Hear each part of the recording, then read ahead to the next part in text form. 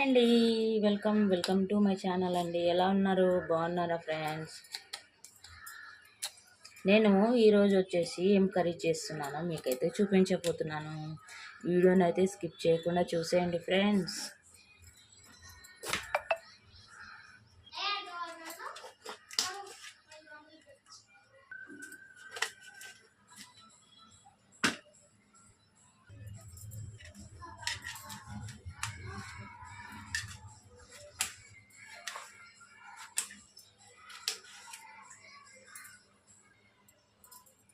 చూసారా, ముక్కలన్నీ ఒకే సైజులో కట్ చేసుకున్నాను.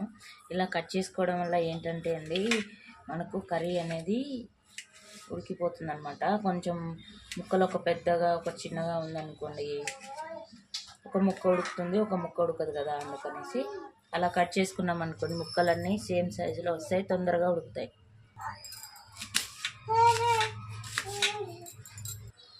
నేనైతే పచ్చిమిర్చి వేస్తున్నానని కారం వేయట్లేదు. పచ్చిమిర్చి కడిగి గ్రైండ్ చేసి పక్కకు పెట్టుకుందాము ముందే. అండ్ అలాగే చేపలు ఉన్నాయి కదండి, చేపలు కూడా క్లీన్ చేసి కడిగి పక్కన పెట్టేసుకుందాము.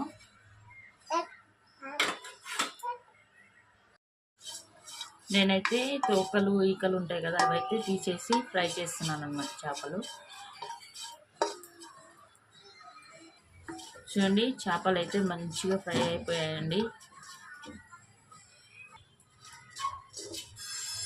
కళాయి పెట్టుకొని ఆయిల్ అయితే పోసేసుకుంటున్నానండి.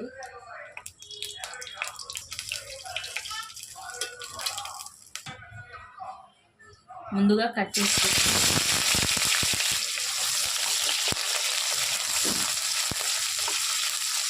ఇది కొంచెం బ్రౌన్ కలర్లో వచ్చేంత వరకు ఫ్రై చేసుకున్నాము. నేనైతే పెద్ద ఉల్లిగడ్డ ఒకటైతే తీసుకున్నానండి. మరీ ఆనియన్స్ ఎక్కువ ఉన్నా బాగుండదు. చిన్నగా ఉంటే 2 తీసుకోండి ఫ్రెండ్స్. ఇది పెద్ద ఉల్లిగడ్డ అని నేనైతే ఒక ఉల్లిగడ్డ సరిపోతుందని ఒక తీసుకున్నాను. ఇవి బ్రౌన్ కలర్లో ఫ్రై అయ్యేలోపు నేను అనేది మిర్చి గ్రైండ్ చేసేసాను ఫ్రెండ్స్. చూడండి, ఆనియన్స్ అనేవి కలర్ చేంజ్ అయ్యాయి కదా, బ్రౌన్ కలర్లో వచ్చాయి. ఇప్పుడు చూడండి ఫ్రెండ్స్, నేనైతే ముందుగా కడిగి పెట్టుకున్న చేపలు యాడ్ చేస్తున్నాను. ఇవైతే మనం పోపులోనే వేసుకోవాలండి, అలా అయితేనే కౌసు వాసన అనేది పోతుందన్నమాట. ఇవైతే నేను ఒక 2-3 టైమ్స్ అనేది కడుక్కున్నాను ఫ్రెండ్స్. ఎందుకంటే ఇందులో ఉసుక ఉంటుందన్నమాట, సన్నటి ఉసుక ఉంటుంది.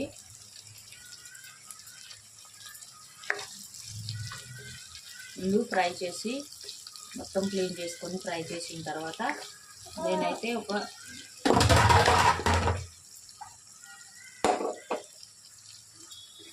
2-3 సార్లు అయితే బాగా కడిగి క్లీన్ చేశాను. అలాగే వాటర్లోనే నానబెట్టాను.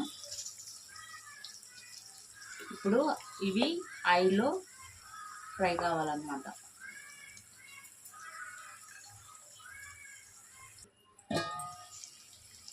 చూడండి, చేపలు మంచిగా ఫ్రై అవుతున్నాయి. నేనైతే లో ఫ్లేమ్లో పెట్టి ఫ్రై చేసుకుంటున్నాను, ఎందుకంటే మళ్ళీ ఉల్లిగడ్డలు అనేవి మాడిపోతాయి కదా. చేపలు ఆయిల్లో మంచిగా ఫ్రై అయితేనే మనకు కౌసు వాసన అనేది రాదండి. అసలు వట్టి చేపల కూర అన్నట్టు కూడా ఉండదు అనమాట. ఆయిల్లో మంచిగా ఫ్రై చేసుకోవాలి, అలా అయితేనే స్మెల్ అనేది ఉండదు, కర్రీ బాగుంటుంది.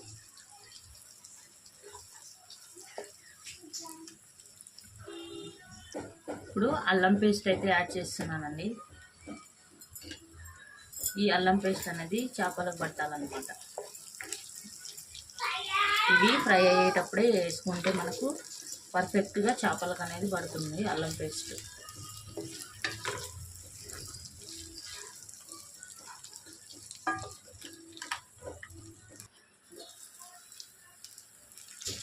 వావ్, స్మెల్ అయితే అద్దరిపోతుందండి, గుమ్మలా వస్తుంది చేపల స్మెల్ అయితే. అల్లం పేస్ట్ యాడ్ చేసాం కదా, బాగుంది. చూసారా, చేపలు మంచిగా ఫ్రై అయిపోయాయి, అల్లం పేస్ట్ కూడా మంచిగా పట్టింది కదా చేపలకి. ఇప్పుడు పసుపు యాడ్ చేస్తున్నానండి.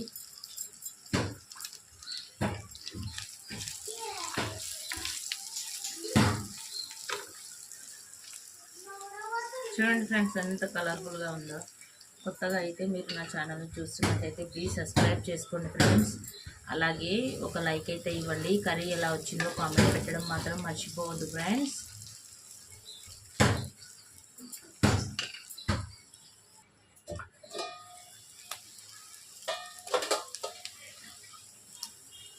ఇప్పుడు నేను ముందుగా గ్రైండ్ చేసి పెట్టుకున్న పచ్చగా గ్రైండ్ చేసుకున్నానండి. పచ్చిమిర్చి యాడ్ చేస్తున్నాను.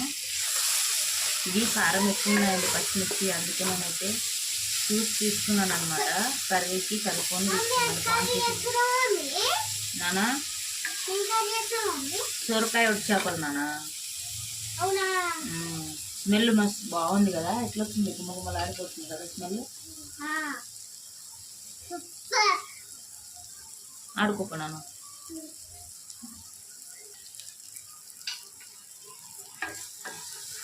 పచ్చిమిర్చి కొంచెం ఫ్రై అయిన తర్వాత మనం సొరకాయలు అయితే యాడ్ చేస్తాను. సొరకాయలు యాడ్ చేసుకోవాలండి. పచ్చిమిర్చి ఆయిల్లోనే కొంచెం ఫ్రై అవ్వాలన్నమాట, పచ్చివాసన అనేది పోతుంది.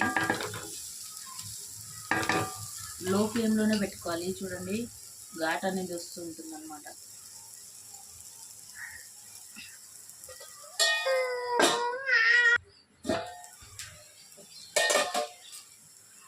చూడండి పచ్చిమిర్చి అనేది ఆయిల్ ఫ్రై అయింది కదా. ఇప్పుడు నేను ముందుగా కట్ చేసి పెట్టుకున్న సొరకాయ ఇంకా ఒక్క టమాటా తీసుకున్నానండి. నేను కొంచెం చప్పగా ఉంటుంది కదా సొరకాయ అనేది, అందుకని ఒక్క టమాటా అయితే తీసుకున్నాను. నేను చాయ్ ఫ్లేవర్స్ అంటే మీ ఇష్టం అనమాట.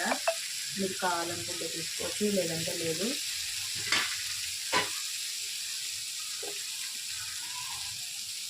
సో నేనైతే సొరకాయలలో సాల్ట్ యాడ్ చేస్తున్నాను. సొరకాయలు తొందరగా ఉడికిపోతాయి.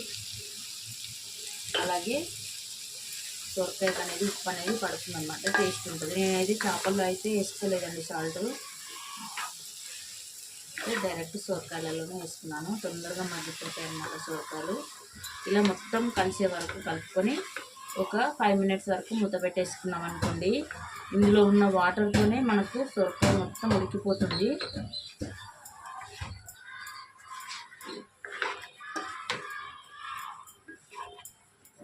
చూసారా ఎంత కలర్ఫుల్గా ఉందో.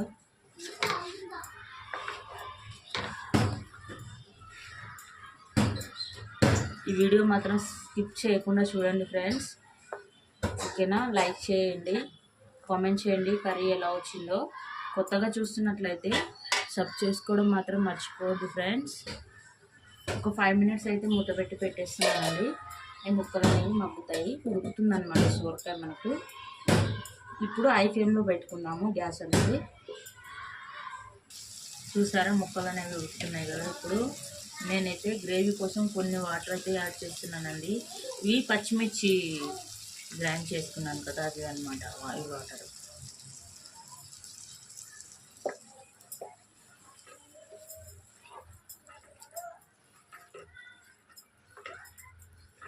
కొన్ని అండి, ఒక టీ గ్లాస్ అయితే వాటర్ అయితే యాడ్ చేస్తున్నాను గ్రేవీ కోసం. ఒక 2 మినిట్స్ మూత పెట్టేసి ఉడకనిద్దాం ఫ్రెండ్స్. సొరకాయలు ఇంకొంచెం ఉడకాలి.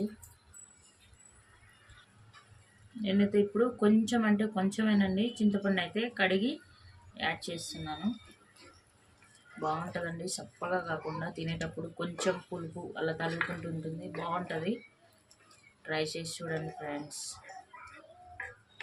ఓకేనా. ఇప్పుడు 2 మినిట్స్ వరకు మూత పెట్టి ఉడికించుకుంటానండి. సొరకాయ అనేది కొంచెం ఉడకాలి. వావ్, చూసారా. ఇప్పుడు ధనియాల పౌడర్ యాడ్ చేస్తున్నాను.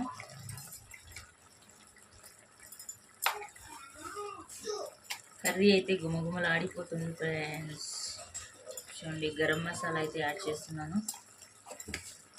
నేనైతే టేస్ట్ చూసుకున్నాను ఫ్రెండ్స్, కొంచెం అయితే సాల్ట్ అయితే తక్కువగా ఉందన్నమాట. నేనైతే సాల్ట్ అయితే యాడ్ చేసుకుంటున్నాను.